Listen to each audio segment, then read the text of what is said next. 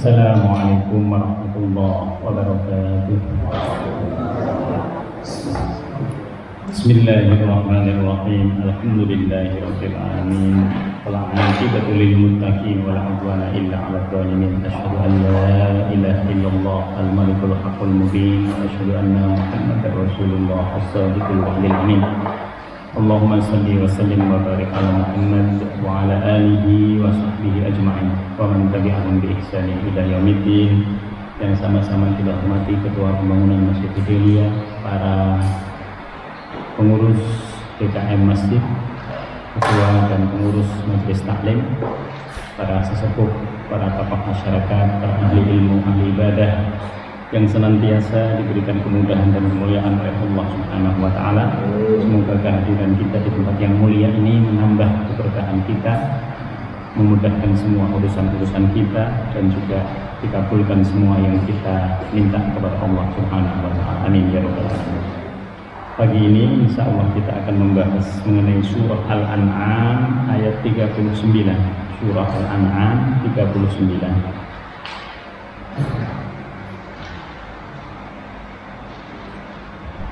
Mari kita baca bersama-sama beberapa ayat yang menjadi tema dari kajian kita pada kesempatan malam hari ini. A'udzu billahi minasy syaithanir rajim. Bismillahirrahmanirrahim. Walladzina kazzabu biayatina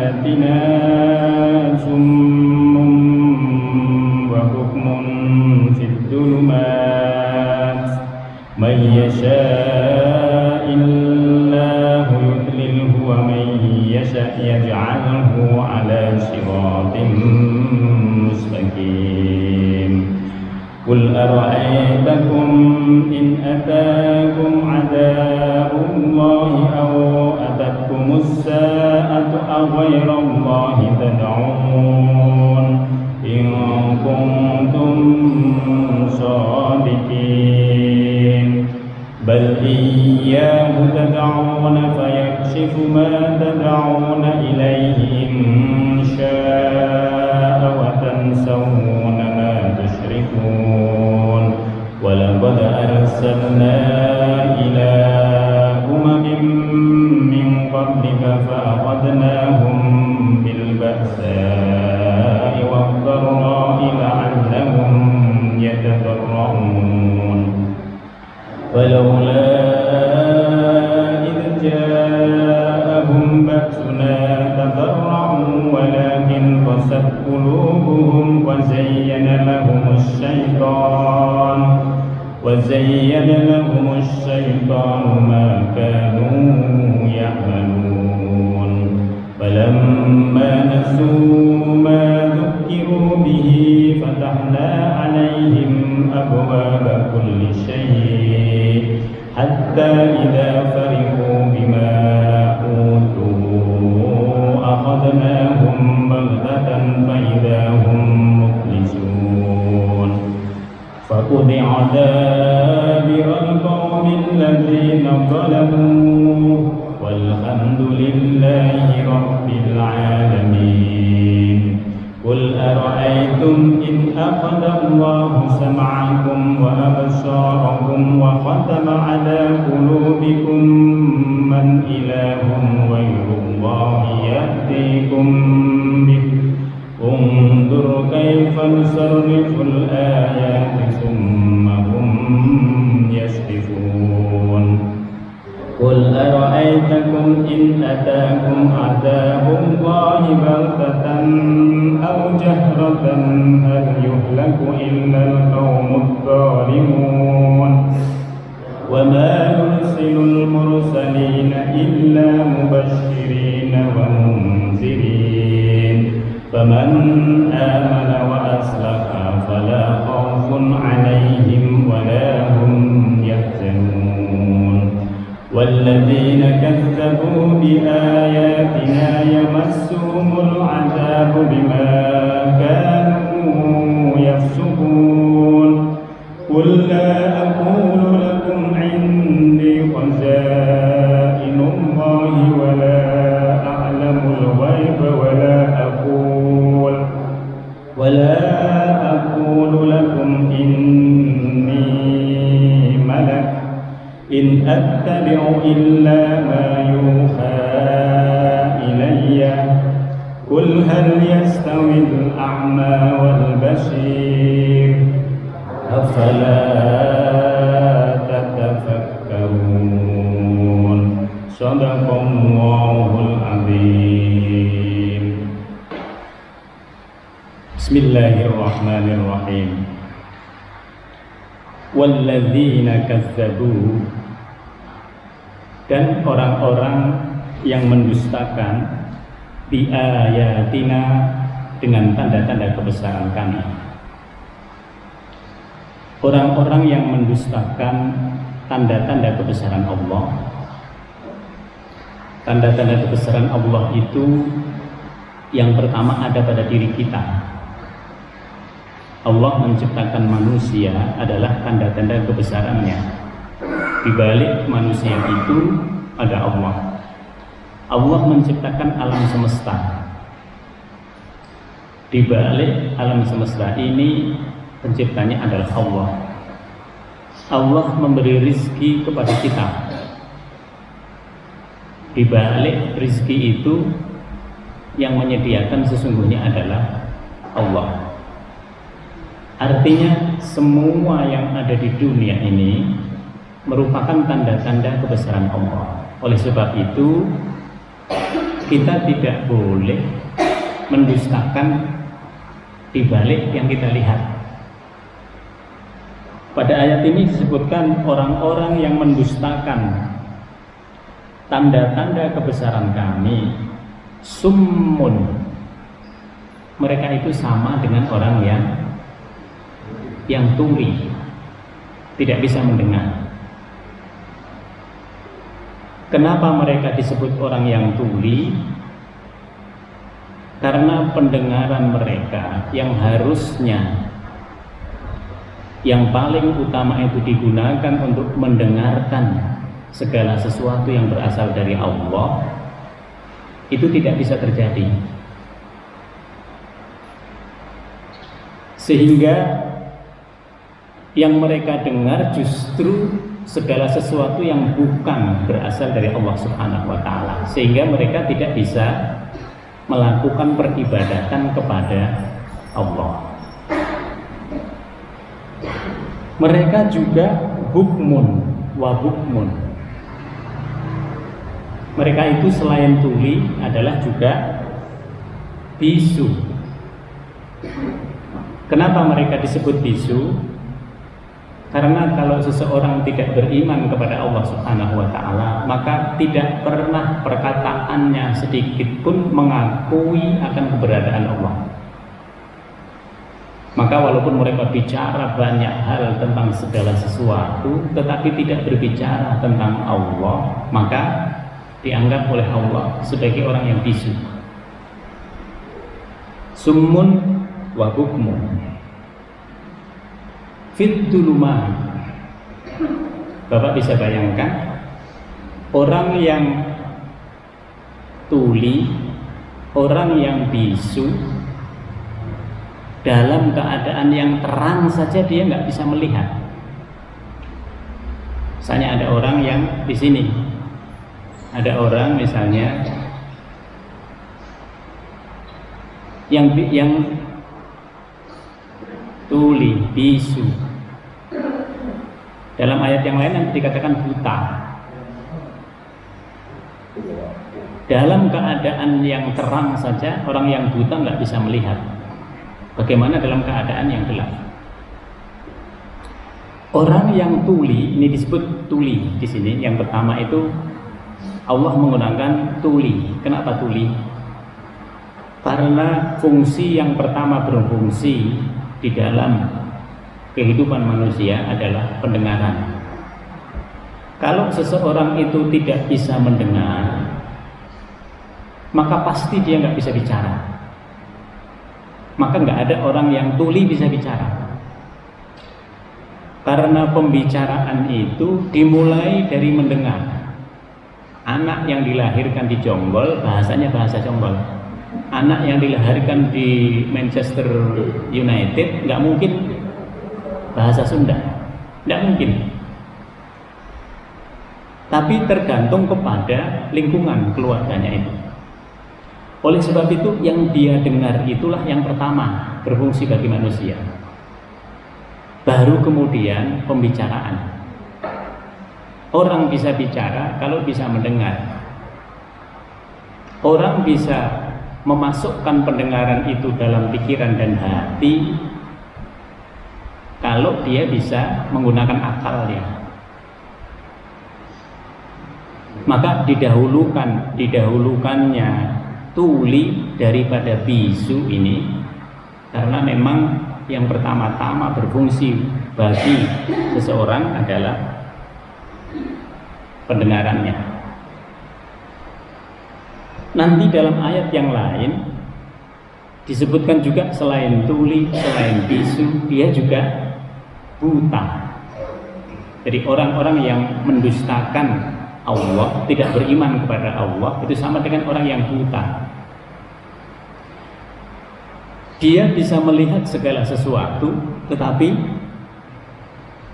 tidak bisa melihat Allah, bahwa di balik segala sesuatu itu ada Allah. Maka walaupun dia bisa melihat banyak hal, tetapi tidak bisa melihat Allah, dianggap oleh Allah sebagai orang yang buta. Ini adalah sifat yang paling buruk yang diberikan oleh Allah Subhanahu wa Ta'ala kepada mereka yang mendustakan tanda-tanda kebesaran Allah. Fit duluma, sudah tuli, sudah bisu dalam kegelapan. Kira-kira seperti apa? Pasti dia akan nabrak sana, nabrak sini. Nggak ada yang bisa dia lakukan dengan menggunakan panca indera pendengaran. Kalau kita dalam kegelapan, mata nggak bisa lagi melihat. Yang paling diandalkan adalah pendengaran. Sementara ketika orang itu tidak beriman, maka tidak pernah dia bisa mendengar petunjuk yang berasal dari Allah Subhanahu wa Ta'ala. Pada ayat yang lain, termasuk di dalam ayat ini, tuli itu menggunakan bahasa tunggal. Sementara nanti penglihatan dan juga hati itu menggunakan kalimat jamak. Inna sam'a wal absara, sesungguhnya pendengaran, wal absara penglihatan, wal af'idatah dan juga hati. Kullu, setiap masing-masing dari alat panca indera ini akan ditanya oleh Allah Subhanahu wa Ta'ala, apakah betul-betul berfungsi untuk mengetahui akan adanya Allah apa tidak. Para mufassir mengatakan pendengaran itu dibuat oleh Allah dalam bahasa Al-Quran tunggal karena yang kita dengar itu pada hakikatnya sama. Kami ngomong seperti ini, yang Bapak Ibu dengar itu sama, tunggal ya. Kita dengar burung, itu pendengaran kita sama. Tapi kalau kita sudah disuruh untuk mengungkapkan apa yang kita dengar, itu menjadi berbeda-beda. Tadi burung tadi ngomongnya bunyinya gimana? Yang di sini ngomong ciu ciu ciu ciu, yang sana ngomong coa coa coa coa coa, itu bisa berbeda-beda. Demikian juga dengan pikiran. Wal fu'ad itu diartikan oleh sebagian mufassir, pikiran ataupun hati itu berbeda. Kalau kita sudah mendengar sesuatu, suruh mengungkapkan lagi, berbeda-beda itu antara orang. Tapi kalau yang kita lihat itu bisa berbeda-beda. Maka Allah menggunakan kalimat absar, jamak dia. Kita melihat ini kubah, terus habis itu kita melihat sama-sama. Itu menurut Ibu bagaimana itu? Nanti yang ada di sana dengan yang ada di sini berbeda. Yang ada di sana sama di sana berbeda lagi. Yang ada di bawahnya berbeda lagi. Oleh sebab itu penglihatan seseorang terhadap sesuatu itu bisa berbeda-beda, bisa bermacam-macam, tergantung dari sisi mana mereka lihat. Nabi bertakbir, Allah mengangkat tangan. Mengangkat tangannya oleh orang yang di belakangnya kelihatannya begini, tapi oleh orang yang jauh itu kelihatannya begini. Agak yang begini, ada yang begini, berbeda-beda. Karena memang penglihatan itu berbeda dari sudut mana dia melihat. Apalagi nanti akal dan juga hati manusia. Tetapi kalau pendengaran itu tunggal. Maka pada ayat ini Allah mendahulukan yang tunggal dulu, baru memasukkan yang jamak. Orang-orang yang tidak beriman kepada Allah, yang mendustakan kalimat Allah, mereka itu sama dengan orang yang tuli, sama dengan orang yang buta, fit dzulumat, di dalam kegelapan. Kegelapan itu juga jamak. Kegelapan itu banyak sekali. Imam Al-Marawi mengatakan ada orang itu dalam kegelapan kebodohan, jahil dia nggak tahu bahwa di balik dirinya itu ada Allah, di balik alam semesta ini dia nggak tahu, memang dia nggak tahu. Ini yang disebut dengan dulumatul jahli, yaitu kegelapan karena kebodohan. Ada lagi yang disebut oleh Imam Al-Marawi itu dulumatu taqlidil jahiliyah. Dia berada dalam kegelapan, tapi kegelapannya itu warisan dari orang tuanya. Karena orang tuanya tidak beriman, dia ikut tidak beriman. Dia tidak mau menggunakan pendengarannya, nggak mau menggunakan penglihatannya, nggak mau menggunakan pikirannya untuk melakukan kontemplasi siapa sebenarnya Allah. Ada yang namanya kezaliman itu disebut dengan dulmatul wasaniyah. Dulmatul wasaniyah itu adalah kegelapan penyembahan di luar Allah. Dari dulu dia nyembahnya selain Allah, tapi dia nggak berubah dari orang tuanya. Padahal setiap manusia itu diberikan kemampuan oleh Allah Subhanahu wa taala untuk menggunakan pendengaran, lalu kemudian pembicaraan, lalu kemudian penglihatan, lalu akalnya dan juga hatinya untuk merenungkan keberadaan Allah Subhanahu wa taala. Maka semakin orang menjadi tokoh dalam agama yang bukan menyembah Allah, semakin dalam kegelapan yang dialami oleh orang itu.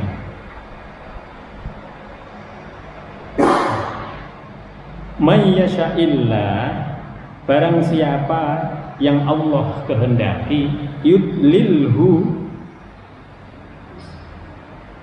barang siapa yang Allah kehendaki, setelah dia memilih kesesatan, yudlilhu, maka Allah akan membiarkan orang itu terus berada dalam kesesatan yang nyata. Jadi di sini manusia dulu yang memilih, baru Allah yang nanti mengizinkan. Oh, dia ngikutin orang tuanya yang tidak menyembah Tuhan. Lalu kemudian diizinkan oleh Allah terus semakin jauh dia. Wa may yasha yaj'alhu ala siratim mustaqim. Dan barang siapa yang sudah memilih petunjuk dari Allah Subhanahu wa taala, yaj'alhu ala siratim mustaqim, Allah akan menjadikan kepadanya terus berada di jalan yang lurus. Pada ayat ini Allah Subhanahu wa taala ingin menegaskan bahwa pilihan untuk berada di jalan yang benar dan jalan yang salah itu ada pada manusia dengan menggunakan pendengarannya, penglihatannya, dan juga pikirannya. Oleh sebab itu ada orang yang bapaknya Islam, nanti anaknya bukan Islam. Sebaliknya, ada yang bapak ibunya non-Islam tetapi anaknya menjadi Islam. Disinilah maksud daripada ayat ini, bahwa ketika seseorang itu memilih sesuatu, Allah mengizinkan. Karena sifat yang utama dari manusia ini adalah memilih. Dia harus memilih. Kita ini harus memilih. Hidup ini harus memilih. Begitu orang sudah memilih, dia berada di dalam petunjuk Allah Subhanahu wa taala, terus dia akan dapat tambahan hidayah.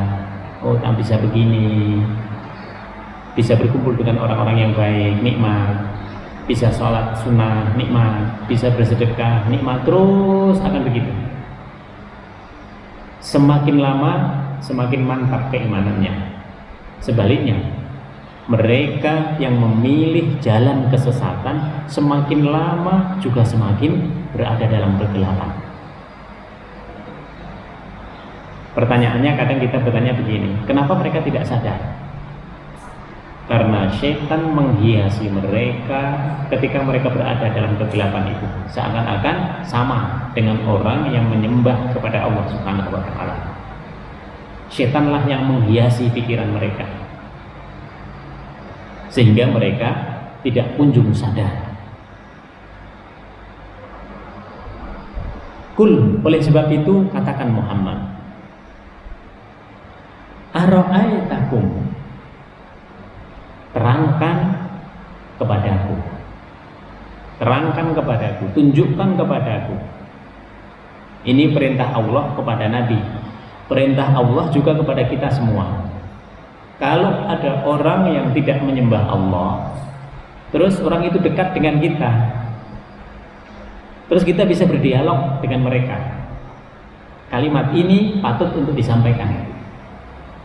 Kul, katakan Muhammad kepada orang-orang yang tidak menyembah, ara'aitakum, terangkan kepadaku, atau dalam bahasa kita, beritahukan kepadaku. Kalimat ara'aitakum ini adalah kalimat yang tadi menggunakan penglihatan sebagai dasar untuk kita berdialog. Menggunakan pendengaran, pasti selama ini dia pernah mendengar kalimat Allah. Kenapa kita bisa mengatakan ini 99% orang itu pernah mendengar kalimat Allah?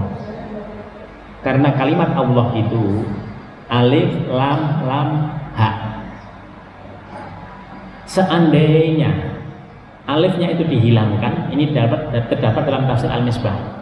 Alifnya dihilangkan, kalimat Allah masih berbunyi lillah. Lillah, miliknya Allah.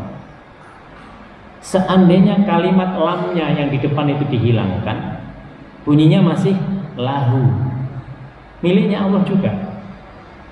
Seandainya lam yang terakhir itu dihilangkan, ia masih berbunyi hu itu Allah. Maka kata dalam tafsir Al-Misbah, ketika orang mengatakan gitu, itu alif dengan ha, itu menunjukkan di dalamnya itu ada Allah. Perhatikan orang-orang yang tidak beriman, pernah nggak mereka berkata Mungkin pernah. Bahkan kita bisa mengatakan 90% itu pernah mengatakan itu menunjuk kepada Allah. Maka pada kalimat ini dikatakan, terangkan kepada kami, kul ara'aitakum in atakum adzabullah, jika datang kepada kalian siksaannya Allah. Siksaannya Allah. Kalimat ini menunjukkan apa? menunjukkan bahwa orang yang beriman dalam kehidupan di dunia tidak pernah disiksa oleh Allah, dia diuji. Tapi kalau dia tidak beriman, dia disiksa. Siksaannya apa? Bisa berupa musibah, itu siksaan. Bisa berupa penyakit, itu siksaan. Bisa berupa banjir, itu siksaan bagi orang yang tidak beriman. Jika siksaan-siksaan seperti itu datang kepada mereka, au atakumus saah, atau datang hari kiamat. Kiamat itu ada dua. Kiamat karena kecil, yaitu kita diwafatkan oleh Allah, itu hari kiamat. Kiamat yang besar, seandainya engkau mati, atau nanti datang hari kiamat, aghairallahi tad'un, apakah engkau bisa meminta pertolongan kepada Tuhanmu yang Tuhan itu bukan Allah? Bisa apa tidak? Tidak akan bisa. Lihat orang-orang yang tidak beriman kepada Allah, yang sudah meninggal. Bisa enggak? Meninggalnya mereka itu dipanjangkan, enggak jadi meninggal, dengan meminta kepada Tuhan mereka. Tidak akan bisa. Sampai Allah menggunakan in kuntum shadiqin, jika kalian benar, harusnya Tuhan kalian itu bisa menolong pada saat Allah menurunkan bencana, pada saat Allah memberi penyakit. Tapi ternyata tidak bisa. Bal iya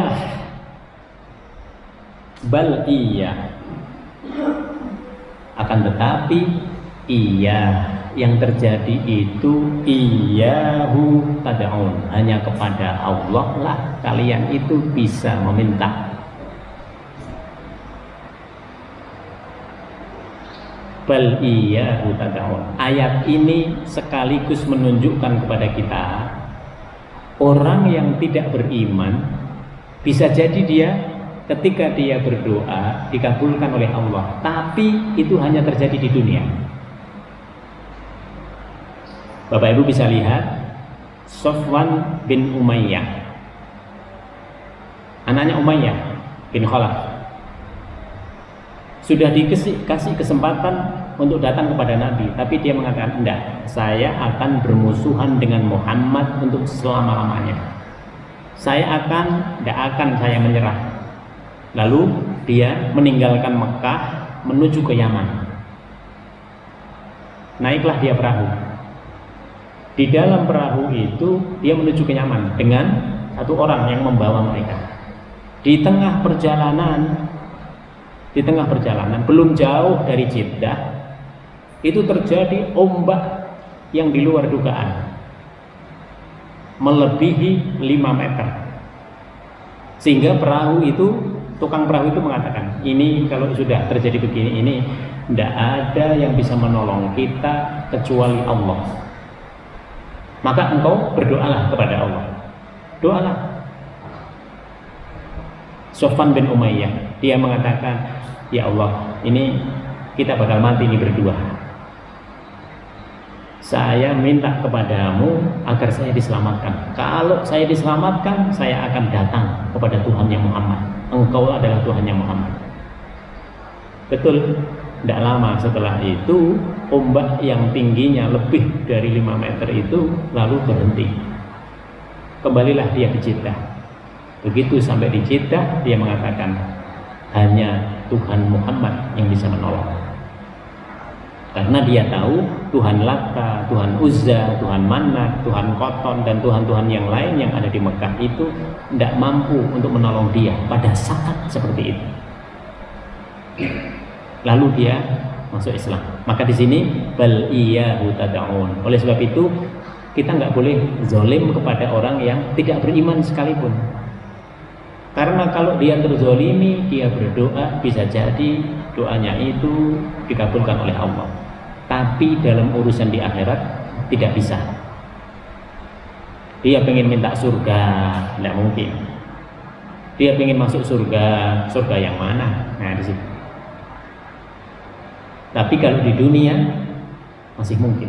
Nah, oleh sebab itu kalimat ini bal iyyahu tad'un, supaya kita berhati-hati, supaya kita tidak menzalimi siapapun dengan tidak melihat agama manapun. Fayaksifu ma tad'una ilaih. Kalau orang itu meminta kepada Allah, bisa jadi permintaan itu dikabulkan oleh Allah Subhanahu wa taala. Fayaksifu ma tad'una ilaihi, dengan syarat insya'a, jika Allah berkenan. Kalau Allah nggak berkenan, nggak bisa. Maka hidup di dunia ini kita dengan mereka sama.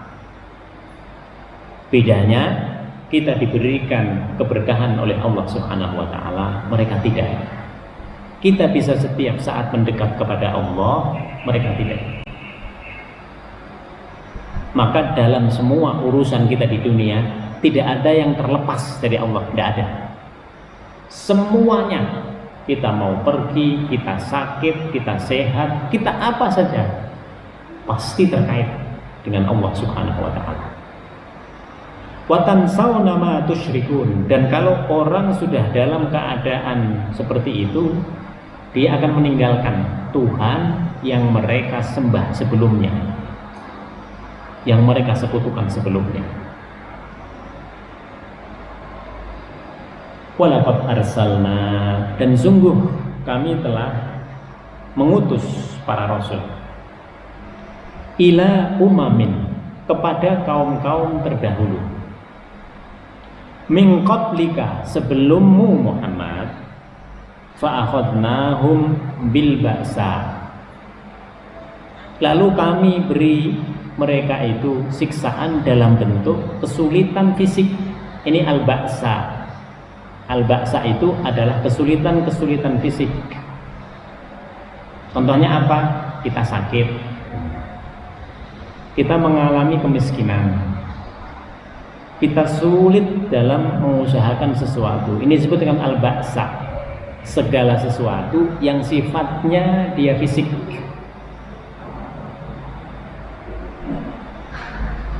Jadi kalau kita lihat hidup itu pasti kita mengalami al-ba'sa, al-ba's. Sudah pasti kita pernah sakit, paling tidak kita pernah batuk, kita pernah flu, kita pernah pusing, paling tidak. Satu orang yang tidak pernah seperti itu adalah Fir'aun. Sengaja dibuat oleh Allah Subhanahu wa taala supaya dia nanti mengaku dirinya sebagai Tuhan. Ini al-ba'sa. Wad-dharra, semua orang pernah mengalami ad-dharra. Ad-dharra itu adalah kesusahan yang berkaitan dengan jiwa. Bodoh. Itu ad-dharra, gelisah. Lalu kita ngerasa gundah, kita ngerasa hati kita bimbang. Semua orang pernah mengalami itu. Kita bingung. Ini ad-dharra, al-ba'sa, wad-dharra. Semua hal yang berkaitan dengan yang non fisik itu ad-dharra. Kita maupun siapapun dia, kaum-kaum terdahulu mengalami hal yang seperti ini. Fa'akhadnahum bil ba'sa'i wad-dharra. Tujuannya apa? La'allahum yatadarra'un, supaya kita ingat Allah, supaya kita mau bertaubat, supaya kita mau merendah. Maka kebanyakan orang yang tidak beriman kepada Allah itu adalah orang yang dikasih sedikit kekayaan, lalu dengan kekayaannya itu dia menyombongkan diri, nggak mau lagi kumpul dengan orang-orang di masjid. Udah biasa itu. Dikasih sedikit jabatan, belum tinggi jabatannya, belum pol jabatannya, tapi jabatan itu digunakan untuk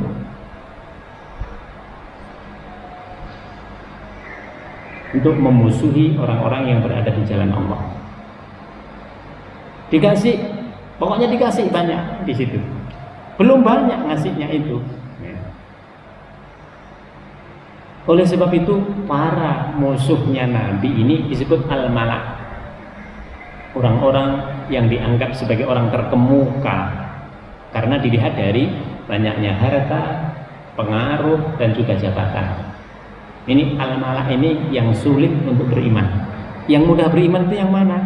Yang biasa-biasa saja, yang tidak memiliki banyak kekayaan, yang miskin, yang lemah, itu lebih mudah beriman. Kenapa? Karena nggak ada yang harus disombong-sombongin. Masa sudah miskin sombong, ya kan? Nah, apakah ada? Ada juga satu dua, gitu. Tapi tidak layak. Maka yang lebih mudah untuk beragama adalah yang seperti itu. Oleh sebab itu Allah membuat rezeki kita itu diatur sedemikian rupa. Supaya apa? Supaya kita tahu diri, supaya kita senantiasa beristighfar, bertaubat kepada Allah Subhanahu wa Ta'ala. Maka penyakit, lalu kemudian kekurangan, lalu hati kita gundah, kita galau, segala macamnya itu adalah hal yang biasa supaya kita lebih mendekat kepada Allah Subhanahu wa Ta'ala. Karena manusia ini kebanyakan kalau sudah dikasih sesuatu lupa sama Tuhannya.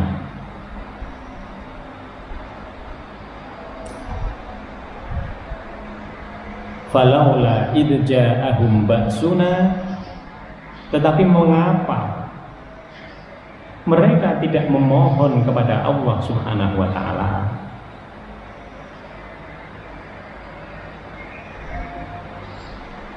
Falaula idh ja'ahum ba'suna,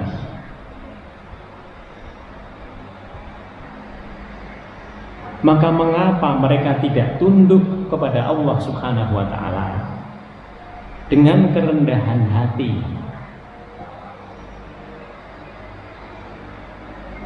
Ada di antara orang-orang yang ini umat-umat terdahulu sudah diberikan oleh Allah cobaan, sudah diberikan oleh Allah kesulitan yang fisik maupun yang non fisik, tapi mereka masih menyombongkan diri. Ini banyak orang-orang yang memusuhi Nabi Muhammad berada pada posisi seperti itu. Tidak bisa kalahkan Muhammad. Muhammad itu siapa sih? Nah, gitu. Kalau dibanding dengan kita, pengaruhnya lebih besar kita. Kalau dibanding dengan kita, kekayaannya lebih besar kekayaan kita. Ketika mereka sudah tidak mau mengingat bahwa kesulitan yang ada pada diri mereka, kesusahan-kesusahan yang mereka alami baik fisik maupun non fisik itu mereka sudah tidak pedulikan, walakin qasat qulubuhum, hati mereka itu dibuat oleh Allah Subhanahu wa Ta'ala menjadi keras. Ada orang yang kepala batu, bahasa kita, udah begini, tidak mau juga, kepala batu. Itu pilihan juga. Jadi kalau orang sudah didekati sedemikian rupa tapi masih tetap tidak mau, walakin qasat qulubuhum, hati mereka dibuat oleh Allah Subhanahu wa Ta'ala sekeras batu, walakin qasat qulubuhum. Wa zayyana lahumus syaitanu ma kanu ya'malun. Lalu setan ini menghiasi mereka dengan perbuatan-perbuatan yang semakin jauh menyimpang dari ketentuan Allah Subhanahu wa Ta'ala. Kalau mereka ahli mabuk, semakin tambah lagi mabuknya. Kalau mereka banyak melakukan perbuatan yang mengandung riba, lebih banyak lagi nanti. Jadi di sini Allah Subhanahu wa Ta'ala mengizinkan mereka untuk melakukan kerusakan di muka bumi, sehingga banyak orang tidak bisa membendungnya, dibiarkan oleh Allah. Sampai pada saatnya Nabi, falamma nasu ma dzukiru, maka ketika mereka melupakan semua peringatan-peringatan Allah, Sudah dikasih kesulitan dikit, nggak paham dia. Dikasih yang lebih besar lagi, nggak paham. Dikasih yang cukup besar, nggak paham juga. Nanti dijatuhkan oleh Allah Subhanahu wa Ta'ala. Maka sebenarnya orang yang bangkrut sampai sebangkrut-bangkrutnya itu sebenarnya alarmnya sudah banyak. Tapi orang ini keras kepala. Dia nggak mau peduli dengan apa yang ada, yang sudah diingatkan oleh Allah Subhanahu wa Ta'ala kepada dirinya. Falamma nasu ma dzukiru bihi fatahna 'alaihim abwaaba kulli syai'. Dibuka oleh Allah Subhanahu wa Ta'ala kemudahan-kemudahan yang dia dapatkan. Dia sudah melampaui batas tapi diuji oleh Allah Subhanahu wa Ta'ala. Diberikan ini itu, apa yang dia lakukan berhasil, apa yang dia lakukan ini diberikan semuanya oleh Allah Subhanahu wa Ta'ala. Ibarat kita punya pelembungan, itu pelembungan balon itu terus disebul itu terus sampai pada tingkat yang sudah batasnya lalu meletus. Begitulah seringnya Allah Subhanahu wa Ta'ala itu memberikan peringatan kepada orang-orang yang tidak beriman. Hatta idza farihu, di sini puncaknya, sampai kemudian ketika mereka sudah bersenang-senang dengan apa yang diberikan oleh Allah kepada mereka, bima utu, dengan apa yang diberikan oleh Allah kepada mereka, sudah pada tingkat yang puncaknya ini. Mereka sudah bersenang-senang, mereka pesta pora, ini akhadnahum baghtatan. Tiba-tiba nanti datang siksaan yang berasal dari Allah Subhanahu wa Ta'ala. Akhadnahu baghtatan fa idza hum mublisun. Maka setelah itu mereka terdiam, putus asa. Dijatuhkan oleh Allah Subhanahu wa Ta'ala, sudah tidak bisa lagi bangkit. Karena berbagai peringatan itu sudah terjadi bagi mereka. Ini bagi kaum-kaum terdahulu. Oleh sebab itu bagi kita harus hati-hati. Kita harus hati-hati karena umat Muhammad harusnya bisa mengambil pelajaran dari apa yang sudah ditunjukkan oleh Allah Subhanahu wa Ta'ala di dalam Al-Qur'an. Apakah berhenti di situ? Dulu tidak. Kaum yang terdahulu tidak hanya berhenti di situ. Mereka bukan hanya masing-masing dijatuhkan oleh Allah Subhanahu wa Ta'ala pada posisi yang paling rendah, tetapi juga terjadi faquti'a dabirul qaumil ladzina dzalamu. Orang-orang yang zalim itu betul-betul dimusnahkan oleh Allah Subhanahu wa Ta'ala sampai ke akar-akarnya. Tidak ada yang tersisa. Umatnya Nabi Nuh alaihissalam, tidak ada yang tersisa. Orang-orang yang zalimnya. Yang diselamatkan yang mana? Yang beriman kepada Nabi Nuh alaihissalam. Hanya 80 orang. Dari Nabi Adam dan Hawa 2 orang. Lalu kemudian mencapai ribuan orang. Tapi ternyata yang ribuan itu nanti tidak mengakui Allah sebagai Tuhan, dihabisi oleh Allah. Tinggal 80 orangan. 80 orang nanti berkembang lagi, banyak, ribuan lagi. Nanti yang beriman itu tidak lebih dari puluhan. Dihabisi lagi pada waktu Nabi Soleh. Pada waktu Nabi Hud dihabisi lagi semuanya. Terus begitu. Sampai nanti kepada Nabi Muhammad.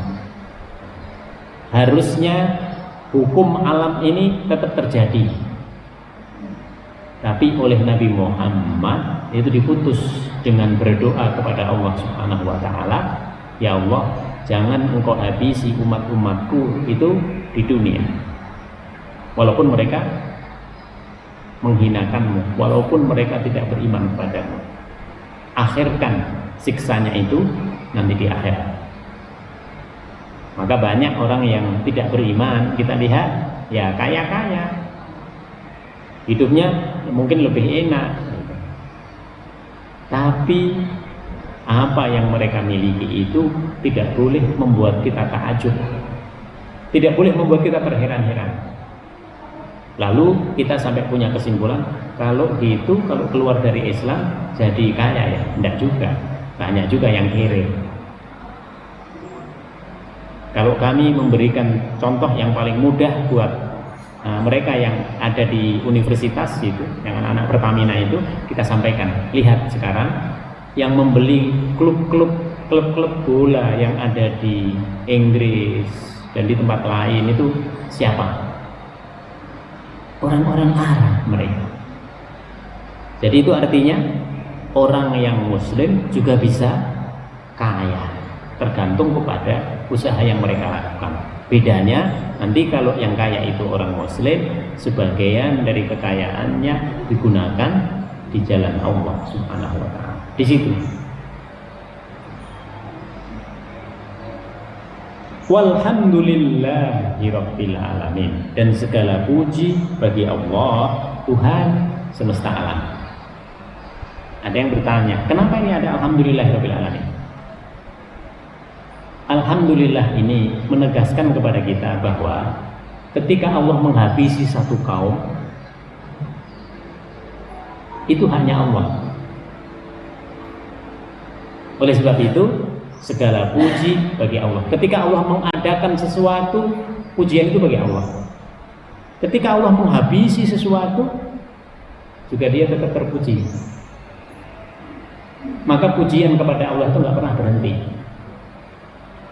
Sebagian mufassir mengatakan, kalau ada orang yang zalimnya luar biasa, lalu dia dibinasakan oleh Allah, kita yang beriman boleh mengatakan alhamdulillah, nggak terjadi lagi kezaliman.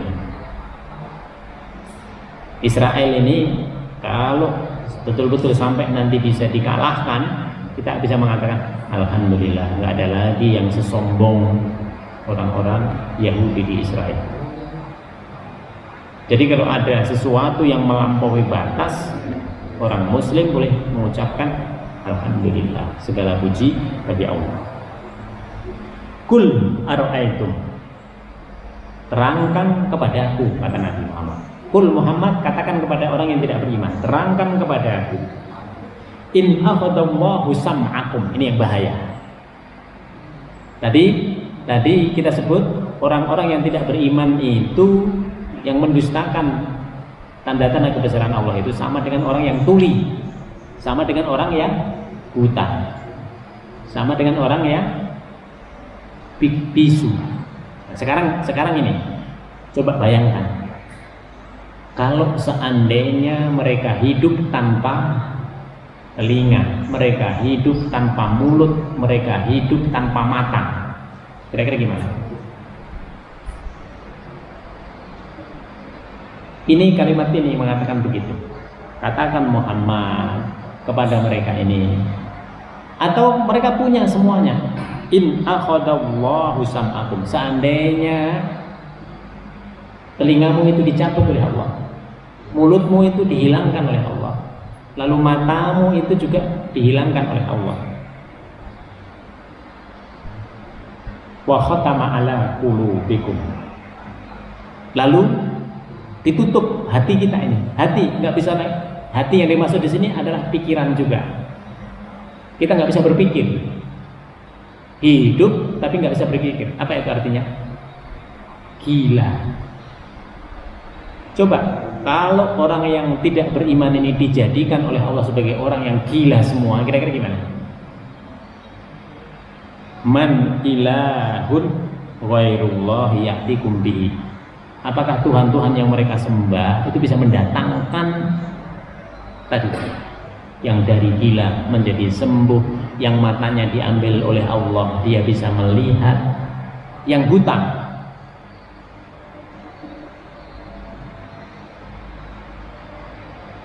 yang ya Allah itu tadi, yang tuli. Repotnya lagi kalau sudah tuli, sudah buta, tidak menyembah Allah. Coba. Itu kira-kira seperti apa? Itu gambaran sebenarnya buat kita semua. Maka ketika kita tidak memfungsikan pendengaran kita, panca indera kita ini, kita sebenarnya sudah tuli, sudah buta sama. Kalau orang itu beriman, kira-kira apa? Bahasa yang paling cocok apa? Bahasanya agak keras ini. Orang beriman sudah mendapat hidayah, tapi nggak mau menambah hidayah saja, nggak mau mendengarkan kalimat-kalimat yang baik, yang thayyibah, dia nggak mau. Kira-kira apa kalau gitu? Bahasanya kasar mungkin. Kalau kita sebut bodoh, tidak juga, bukan bodoh.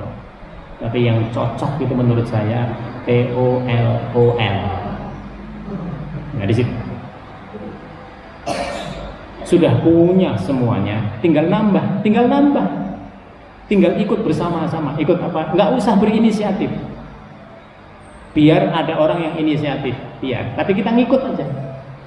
Tapi itu pun nggak mau, maka sayang sekali. Sayangnya nanti di mana dia akan mengalami penyesalan, bukan sekarang, nanti ketika berada di akhirat. Oleh sebab itu, ini sebenarnya kalimat yang sangat keras bagi orang yang tidak beriman, atau bagi yang beriman tetapi tidak memfungsikan seluruh daya yang mereka miliki untuk beribadah kepada Allah. Jangankan itu Bapak Ibu sekalian, itu harta yang kita miliki akan kita sesali.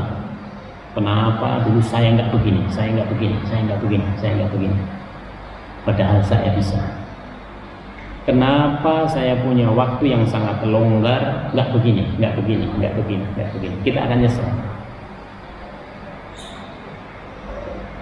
Kita akan menyesal karena memang antara yang kita pikirkan di dunia itu masih lebih berat daripada yang kita pertimbangkan di akhirat. Kita semuanya manusiawi, mengalami itu semua, dan kita masih berada di situ. Oleh sebab itu Nabi mengajarkan kepada kita, kalau Nabi punya apa-apa, jiwa, raga, harta, seluruhnya itu milik Allah, dikembalikan kepada Allah. Kalau para sahabat bisa 2/3, bisa separuhnya, bisa seluruhnya untuk Allah. Kalau kita orang awam, bagaimana?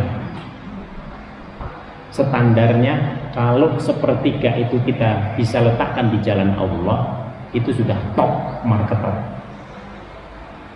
Kita punya waktu 1/3-nya kita letakkan di jalan Allah, itu sudah hebat.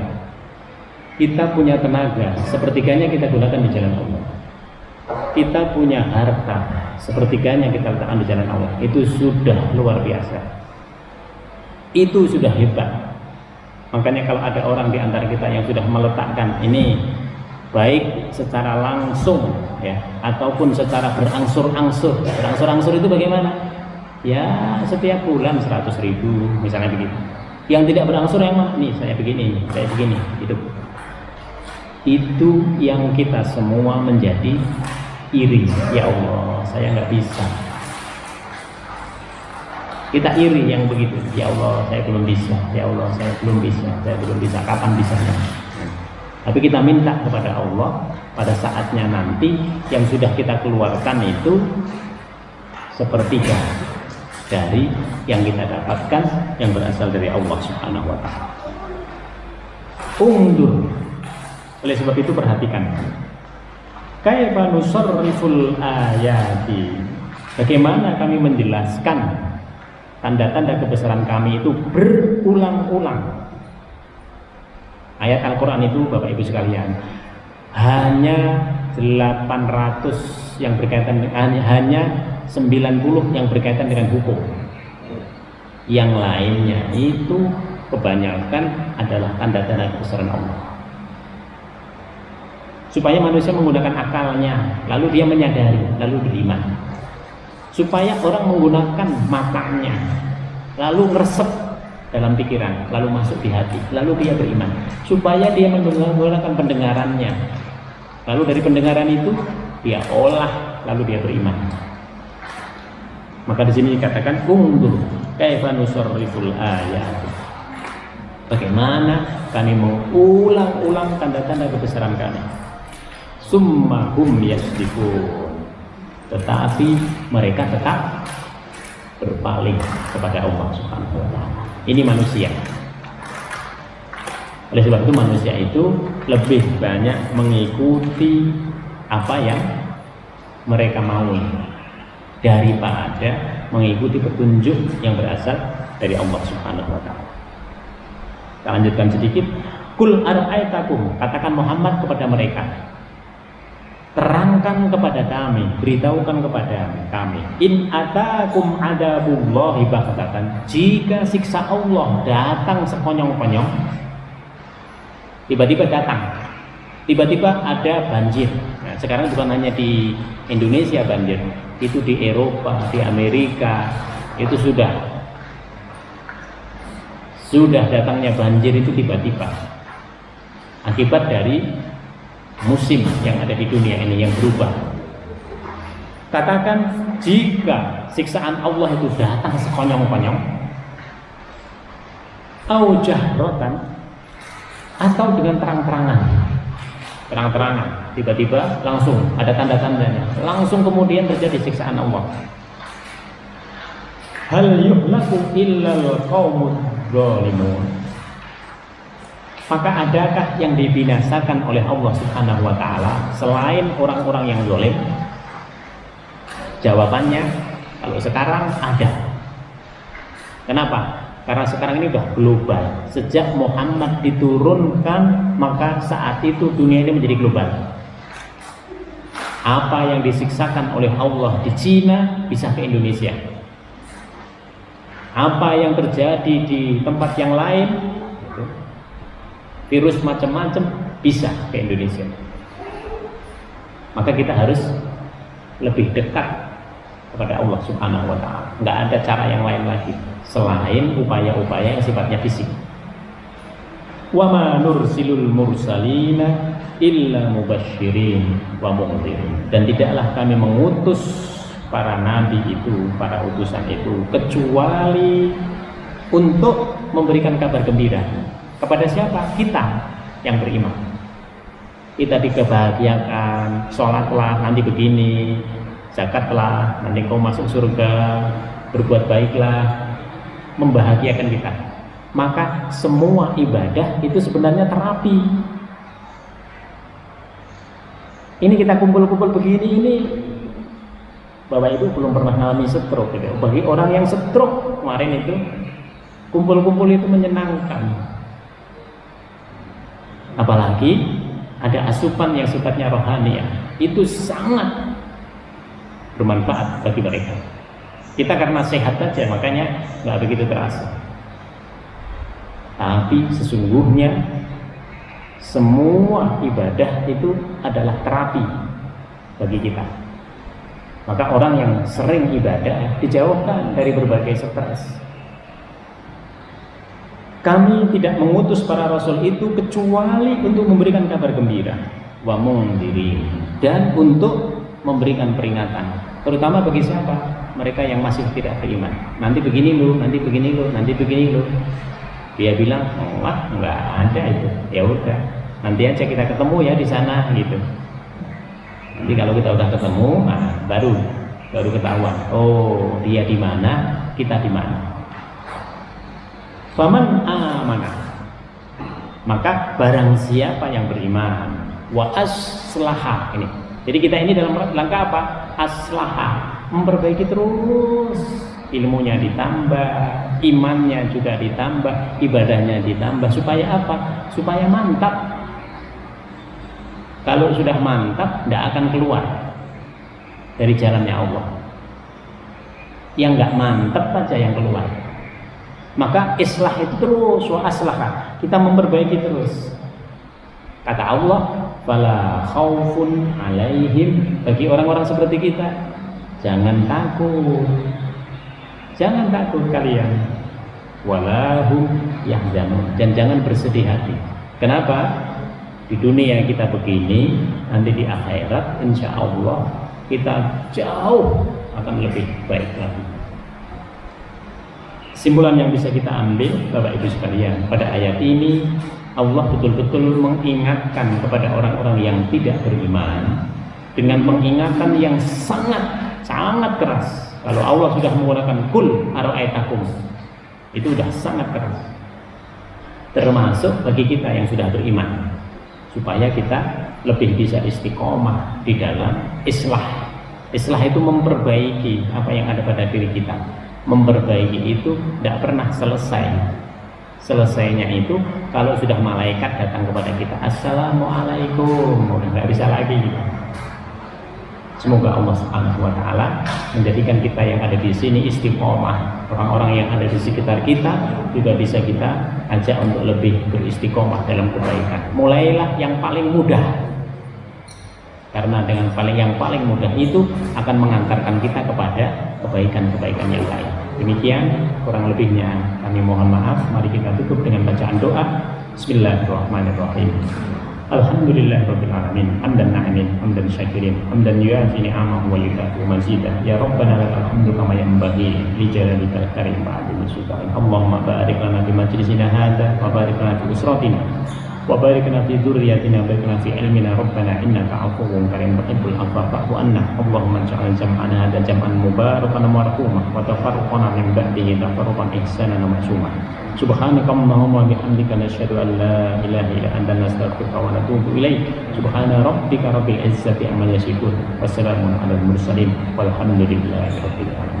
Demikian, jika ada kekurangannya semua dari kami, sekali lagi mohon maaf. Semoga kita semakin diberkahi oleh Allah Subhanahu wa taala. Assalamualaikum warahmatullahi wabarakatuh. Terima kasih. Ya,